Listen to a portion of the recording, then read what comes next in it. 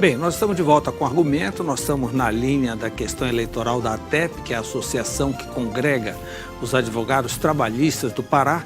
Ainda há pouco nós conversamos com Ana Yales, que é uma candidata da situação no caso, e agora vamos conversar com Daniel Cruz, que é o candidato de oposição. O pleito ocorrerá no dia 29 de março e cerca de 1.000 advogados trabalhistas no estado estão aptos a votar. Daniel, é um prazer tê-la aqui. Muito obrigado por ter vindo. Eu agradeço. Boa noite a você e a quem nos está assistindo agora. Daniel, o que lhe levou a pleitear ser candidato à presidência da ATEP? Mauro, essa questão ela é muito simples. O que me levou a ser candidato foi pelo fato de eu ter participado da gestão da ATEP e verificar as inúmeras falhas. Na atual gestão, a atual gestão membro. Agora eu era conselheiro. Eu me desvinculei da gestão em novembro, por entender que tinha algumas situações, algumas pautas que não eram embarcadas pela gestão. E eu tentei, numa reunião de conselho, botar justamente para funcionar o que eu achava que era correto, e como foi rechaçado a unanimidade, eu preferi para me afastar da gestão e lançar um movimento de oposição, que é o que hoje ostenta a nossa chapa. A que você atribui todo esse interesse? Uma entidade que tinha menos de 200 associados, de uma hora para outra tem mais de 1.000. Dizem que é uma preliminar da eleição da OAB e que está totalmente politizada a eleição da ATEP partidariamente. O que você diz disso? Olha, Mauro, o que eu tenho para te dizer é o seguinte. A questão da ATEP, hoje, com os últimos acontecimentos do país, ela ganhou uma voz muito grande. Porque, por exemplo, nós hoje estamos falando em reformas trabalhistas, nós estamos falando em valorização do advogado, nós estamos falando de valorização do seu trabalho. E a eleição da associação ela tem movimentado muita gente, porque nós estamos vendo que as pessoas têm se interessado, porque a crise política no nosso país está afetando a advocacia, está afetando o seu trabalho. O seu trabalho sofreu agora o maior corte no seu custeio da história. Nós tivemos esse problema gravíssimo em relação à questão do advogado em si, a questão de varas do interior que não foram criadas, que poderiam ter sido criadas, a questão do peticionamento eletrônico que foi reduzido. Então, os advogados que estão antenados, eles estão cientes que esse momento é um momento crucial, que se nós não nos mobilizarmos agora, vai ser muito difícil recuperar o terreno perdido. Daniel, uma autoridade do nível do presidente da Câmara dos Deputados declarou publicamente que a justiça do trabalho não deveria existir no Brasil. Qual é a sua opinião? Na verdade, um comentário infeliz do deputado Rodrigo Maia, que ele não tem a visão do que é a justiça do trabalho. A justiça do trabalho, ela não é um órgão que pune patrão, ela não é um órgão que... Mas ela não é muito cara também?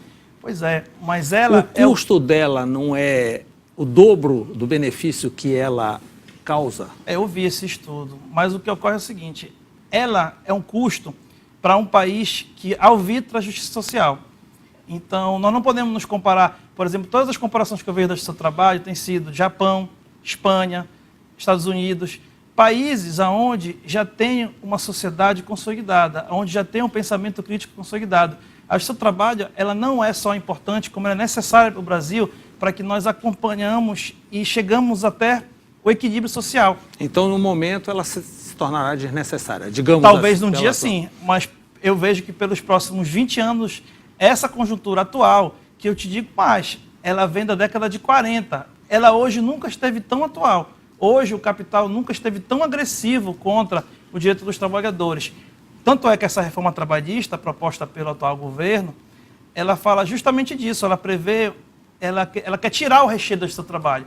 Porque quando você tira a questão da legislação, onde você prioriza o negociado sobre o legislado, onde você briga com a classe do capital, onde tem grandes estruturas contra um sindicato que dificilmente tem a mesma estrutura, você vai gerar um disparate, você não vai ter um debate amplo como tem no Congresso Nacional para uma lei. Daniel, a situação diz que a sua chapa é meramente partidária, unida ao ex-presidente Jarbas Vasconcelos, que rompeu com o atual presidente Alberto Campos, que ele mesmo apoiou. Sim. Tanto que o seu rompimento também coincidiu com este momento.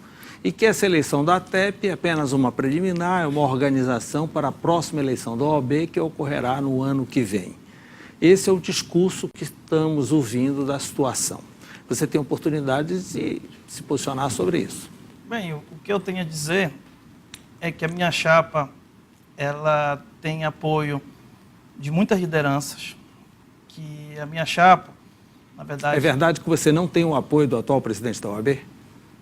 Olha, eu não sei, eu nunca perguntei para ele se ele me apoia, se ele é sensível à nossa classe. Porque, na verdade, Mauro, o que aconteceu? Quando nós lançamos o movimento, o que eu tive o zelo é de procurar o passado, de procurar o presente para construir o futuro. Então, eu visitei as lideranças históricas da advocacia trabalhista. Por isso que nós temos o apoio do Dr. Deodete Brasil, doutora Glória Maroja, o doutor Edilson Silva. O que isso representa doutor Célio em voto? Simões. Olha, na verdade... Com 1.000 eleitores em todo o Estado, o que isso representa em votos? Paulo, na verdade, em votos, eu tenho para lhe dizer a seguinte situação. Se essas pessoas que prestaram a sua vida inteira em prol da justiça trabalhista, a vida inteira em prol do direito, confiam no nosso trabalho, com certeza isso é um forte indicativo que o voto é um voto seguro. Então, eu não tenho como fazer algo em política se eu não for consultar lideranças. Você tem o apoio de Jaime Vasconcelos, que é conselheiro federal. Eu espero que sim, né? Assim como tenho de outros, do Dardo Clautal, por exemplo, do Edilson Silva, que eu já falei. Nós temos o apoio do Dr. Célio Simões, que é um dos sócios fundadores da ATEP. Então, eu conto com o apoio deles, assim como eu conto igualitariamente dessas outras pessoas. Na questão das prerrogativas do advogado, que não tem sido tão respeitada na Justiça do Trabalho, é voz corrente no meio dos próprios advogados, não é uma opinião pessoal minha. Como você pretende atuar? De forma negociada ou fazendo trio elétrico, barulho e fechando a rua em frente ao tribunal? Na verdade, Mauro, eu entendo o seguinte, eu tenho uma frase que eu uso, que é do próprio Churchill, que diz que não existe, que negociação sem consequência não é pedido, é súplica. Então, nós entendemos que nós temos que dialogar, nós temos que tomar as medidas para fazer o melhor relacionamento possível, só que nós entendemos o seguinte, que se tiver necessidade de qualquer tipo de medida judicial, de qualquer tipo de ato de conscientização, nós não teremos o medo e o receio de fazer. E a prerrogativa do advogado é uma das nossas maiores bandeiras de campanha. Nossas bandeiras de campanha são a educação para o advogado, uma vez que hoje o Brasil já é o país que mais tem advogados per capita no mundo, e até 2020 vai ser o maior número absoluto do mundo, onde nós temos uma... E na advocacia especializada, creio eu, que a trabalhista é maior. Maior. E nós temos também, Mauro, no Brasil, uma aprovação de 15% do exame da ordem. Então, quer dizer que o nosso advogado ele tem grande número e mal qualificado. Então, nós temos uma proposta da nossa Escola Superior da Advocacia Trabalhista, que é justamente qualificar praticamente. Nós não vamos fazer cursos lato sensu, apenas estudos práticos, audiência, recurso, contestação. E só para concluir a resto das prerrogativas, nós queremos lançar o maior projeto de prerrogativas para a Justiça do Trabalho que ela nunca viu, que é a prerrogativa solidária. Ou seja, nós queremos pegar que o advogado, estando em audiência, não precisa estar vinculado a uma comissão de prerrogativas. Ele mesmo tem que ser um órgão da mudança de prerrogativas. Se um magistrado violar minhas prerrogativas, o colega que está no contraponto tem que se manifestar em favor das minhas prerrogativas. E a gente fala que assim nós vamos conseguir equilibrar, uma vez que hoje os advogados, infelizmente, eles têm sido tratados no judiciário em geral com distinção do seu gênero, com distinção do seu status social, com distinção dos cargos que ostentam na advocacia pública, o que é lamentável, porque hoje o advogado ele acaba sendo taxado no judiciário como aquela profissão do bacharel em direito que não conseguiu sucesso no ramo público. Isso é muito grave para a gente. Daniel, o atrelamento à OAB, a ATEP ser uma janela da OAB, tem que se segurar porque não tem estrutura própria e assim sucessivamente. Qual é o seu posicionamento? Na verdade, outra bandeira nossa é justamente a independência. Hoje, para você ter uma ideia do atrelamento da ATEP à OAB, o e-mail da ATEP é atep@oabpa.org.br, para você ter uma ideia. Sim, até porque todos da diretoria da ATEP também são da OAB. Pois é, essa que é a OAB é uma mãe na história. Eu discordo disso daí pela seguinte situação. A ATEP ela tem um cunho eminentemente prático e eminentemente corporativistas no melhor sentido da palavra. Ou seja, vão ter muitas situações que nós vamos correr um caminho diferente da OAB, que a OAB não pode nos proteger naquele momento. Então, eu entendo que a TEP tem que ser independente. A TEP, em 40 anos de história que vai fazer agora, ela jamais procurou ser autossustentável. Nós temos no nosso projeto justamente criar uma coisa que eu até copio de você, que é a questão do anuário. Nós queremos fazer um anuário trabalhista, onde a gente possa discutir assuntos da classe e podemos fazer como forma de vitrine e propaganda.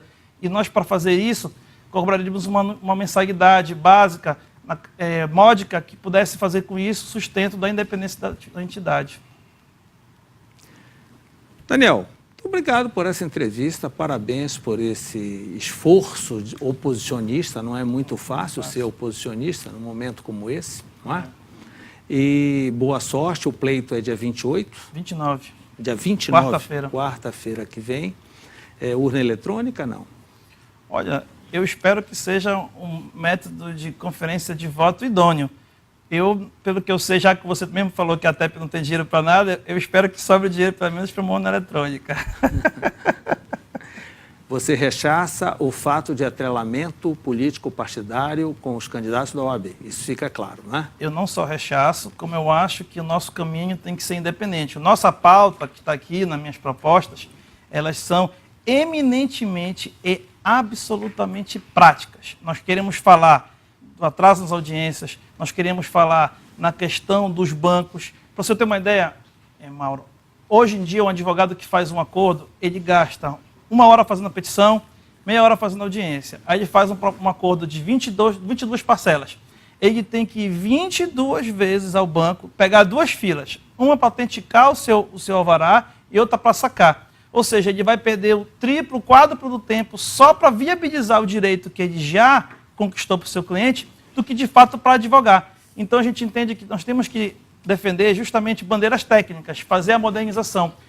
Essa questão em São Paulo já não existe. Em São Paulo já tem uma ferramenta no TRT da 2ª região, onde você paga o alvará, ele já vai direto para a conta do advogado. São coisas simples, comezinhas, que nós entendemos que o tribunal está disposto a colaborar. Só que, na verdade, Mauro, esse trabalho não é de uma pessoa. Quando eu falo que a TEP ela tem que mudar, ela não tem que mudar para ser igual que ela é com outros pensamentos. Ela tem que ser totalmente diferente do que ela é. Nós precisamos multiplicar os agentes. Daniel, boa sorte e muito obrigado pela entrevista. Eu que agradeço, muito obrigado.